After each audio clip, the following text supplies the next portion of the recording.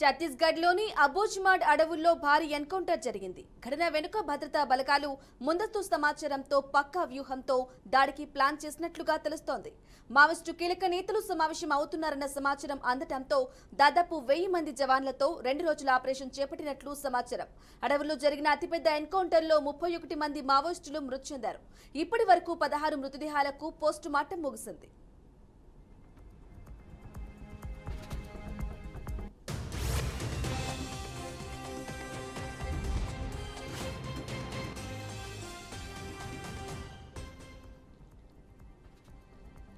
వీరిలో Maoist party కీలక నేతలు పలువురు ఉన్నట్లుగా భావిస్తున్నారు. ఇప్పటి వరకు 16 మంది మృతదేహాలను గుర్తించినట్లు బస్తర్ ఐజీ సుందర్ రాజ్ వెల్లడించారు.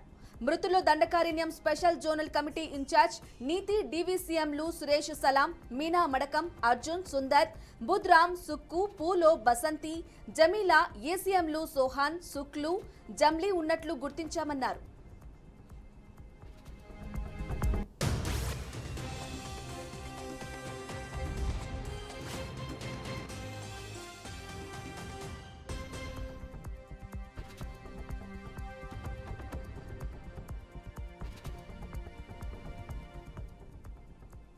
అయితే వీరిపై 1.30 కోట్ల రివార్డు ఉన్నట్లు తెలిపారు. ఘటనా స్థలం నుంచి LMG-1, AK-47లు 4, SLRలు 6, ఇన్సాస్లు 3, 303 రైఫిల్స్ 2 రైఫిల్స్, నాటు తుపాకులు, ఆటోమేటిక్ గన్స్ స్వాధీనం చేసుకున్నట్లు ఐజీ వెల్లడించారు.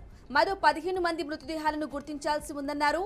ఎన్కౌంటర్లో మొత్తం 31 మంది మావోయిస్టులు చనిపోగా వారిలో 18 మంది పురుషులు, 13 మంది మహిళలు ఉన్నారన్నారు.